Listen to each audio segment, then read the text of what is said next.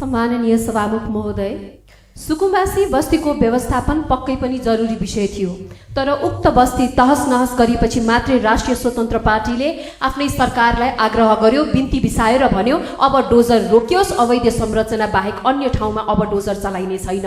यो बिन्ती तब बिसाइयो जब दुईजना गरिबले आफूले दुःख गरेर बनाएको टहरा भत्किएपछि आत्महत्या गर्न विवश भएका थिए। उहाँहरूको जीवन नै समाप्त हुँदा समेत सरकारले कुनै सम्वेदना प्रकट गरेको सुनिएन, केही वक्तव्य निकालेको पनि सुनिएन। यस घटनाबाट के बुझ्ने? यसले स्पष्ट रूपमा यो सरकार सामान्य भोइ मान्छेहरूबाट कति टाढा रहेछ भन्ने कुरा जनाउँछ कि जनाउँदैन? यहाँ त मृत्युको पनि वर्ग र जात छ, क्लास एन्ड कास्ट हुँदो रहेछ। सम्माननीय सभामुख महोदय, गरिब भोइ मान्छेको मृत्युलाई त बेवास्ता गरिदो रहेछ। हिजोको दिनमा सत्तारूढ पार्टीका साथीहरूले भनेको सुनेका थियौँ, मानिसको जीवन प्रमुख हो, सिंहदरबार त सयौं बनाउन सकिन्छ। आज म उक्त पार्टीका साथीहरूलाई प्रश्न गर्न चाहन्छु, खोला किनारमा बस्ने गरिब मानिसको जीवन हुन्छ कि हुँदैन?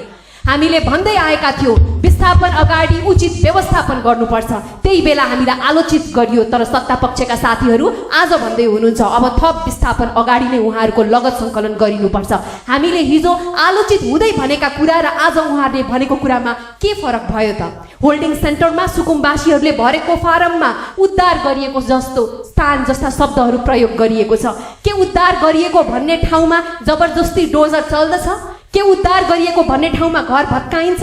रातिको समयमा 48 घण्टाको पनि समय नदिकन डोजर चलाउने निर्णयलाई उद्धार भन्न मिल्छ? काठमाडौँमा 48 घण्टामा कोठा सार्न सकिन्छ?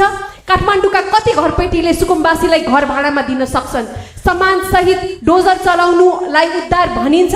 यो मात्र नीतिगत त्रुटि होइन, यो मानवीय संवेदनशीलताको गम्भीर असफलता हो, जसको नैतिक जिम्मेवारी सरकार र रासोपाले लिनुपर्छ भन्ने माग गर्दछु। उद्धार भएको भए उहाँहरूको लगत सङ्कलन पहिला गरिन्थ्यो, उद्धार भएको भए उहाँहरूलाई उचित ठाउँमा लगेर पहिले व्यवस्थापन गरिन्थ्यो।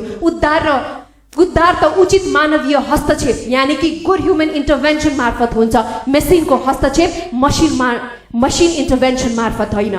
यहाँ त रुल अफ ल त परको कुरा भयो, रुल बाई ल पनि होइन, रुल बाई विल भइराखेको छ। म एउटा कुरामा ध्यानाकर्षण गराउन चाहन्छु, तत्कालीन अवस्थामा यो विधेयक नितान्त रूपमा आवश्यक देखिएको भए तापनि प्रक्रियागत हिसाबले हुँदा चाहिँ प्रतिनिधि सभालाई सरकारले व्यवस्था गरेको हो कि भन्ने कुरा देखिन्छ। अझ भनौँ प्रतिनिधि सभालाई छायामा पारेको हो कि भन्ने पनि भान हुन्छ। प्रतिनिधि सभा सरकारको कठपुतली होइन।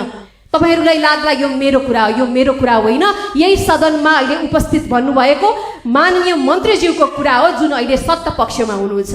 आज प्रतिपक्षबाट सत्ता पक्षमा उहाँ त्यो बेलमा जाँदै गर्दाखेरि यो विचारमा उहाँ किन अडान लिन सकिराख्नु भएको छैन? नेपालको संविधानको धारा 114ले बाध्यात्मक अवस्थामा मात्रै अध्यादेश जारी गर्न सकिन्छ भनिराखेको छ। आज मान्यज्यूलाई म सोध्न चाहन्छु, तपाईँले गत अघिल्लो सरकारको अधिवेशनमा